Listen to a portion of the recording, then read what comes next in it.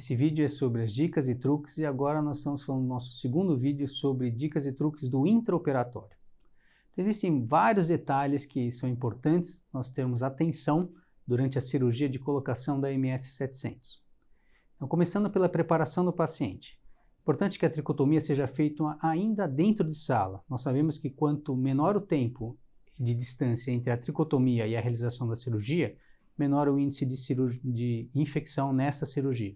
Portanto, a tricotomia deve ser feita no intraoperatório.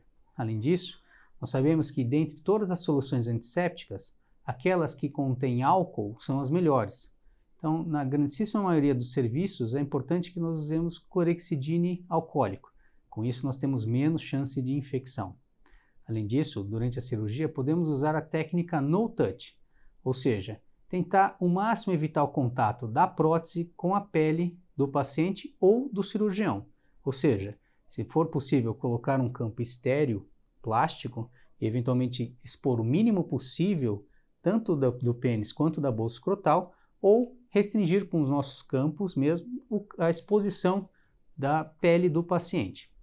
No mesmo raciocínio, alguns cirurgiões preferem usar duas luvas, para que diminua o risco de contato da pele do cirurgião com as próteses. Quando começamos a cirurgia, principalmente na MS-700, é importante a passagem da sonda vesical de Demory e não esqueçamos desse detalhe. Por quê? Ao colocar o reservatório, é importante que a bexiga esteja vazia. Vale lembrar que a colocação desse reservatório costuma ser um dos passos mais difíceis para que a gente possa aprender durante a colocação da prótese inflável MS-700. Porém, com algum treino, é possível fazer isso com muita segurança. Em relação à corporotomia, vale lembrar que, diferente de quando você vai colocar uma prótese maleável, a corporotomia na prótese inflável deve ser pequena. Com isso, você diminui a chance de haver algum tipo de perfuração ao fechar a corporotomia. Na verdade, a melhor dica que eu posso dar nesse sentido é que depois de feita a dilatação e as medições, a corporotomia sejam passados pontos de reparo, que vão estar na mesma linha da corporotomia, e usar os próprios pontos de reparo para fechamento da corporotomia. Com isso, você evita a chance de uma agulha inadvertidamente perfurar a prótese. Então, depois da dilatação, se você perceber que a sua corporotomia está um pouco além do que você iniciou, passe outros pontos de reparo. Com isso, você diminui a chance de ter algum tipo de perfuração da própria prótese durante a colocação dela no ato cirúrgico. Em relação à medição, existem algumas controvérsias quanto ao tamanho que você deve colocar na prótese inflável.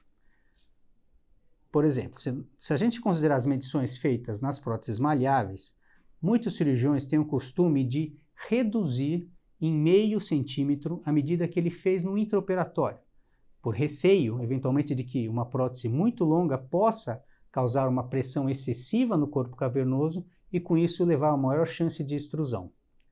Em relação às próteses infláveis, esse medo não tem tanto problema. Não há tanto problema se você usar exatamente a medida que você fez. Por quê? Porque as próteses infláveis acabam funcionando como bombas expansoras.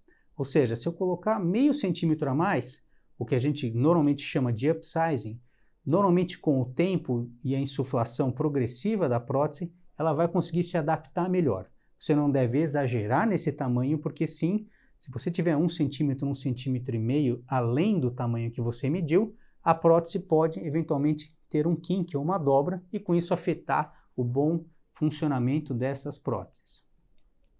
Em relação à colocação do pump, é importante que toda vez que você colocar o pump na posição mais pendente da bolsa escrotal, que se faça uma sutura em bolsa para garantir com que isso não tenha a subida, ou seja, que esse pump fique localizado nessa porção mais pendente da bolsa escrotal.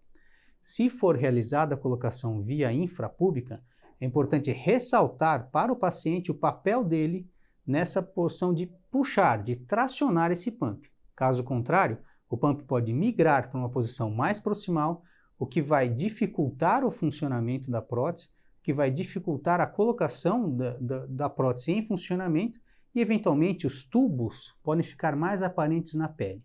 Então, é importante sempre você ajustar muito bem a posição do pump. Por fim, em relação ao reservatório. Habitualmente, o reservatório é colocado numa posição abaixo da fáscia transversalis. Como é que eu posso ter certeza que ela está nesta posição e não numa posição ectópica ou submuscular? Quando nós enchemos o reservatório, assim que é colocado ele, se você colocar a mão sobre o abdômen do paciente, você não deve sentir o reservatório enchendo. Por quê? A fáscia transversalis vai fazer com que todo o líquido force o peritônio na camada inferior e com isso você não sente o reservatório encher. Agora, se ele estiver acima da fáscia transversalis, ao encher esse reservatório, eu vou ser capaz de sentir o enchimento dele na mão. Se essa não for a posição que você está desejando, você deve retirar o reservatório e colocar na posição mais adequada. Muito obrigado.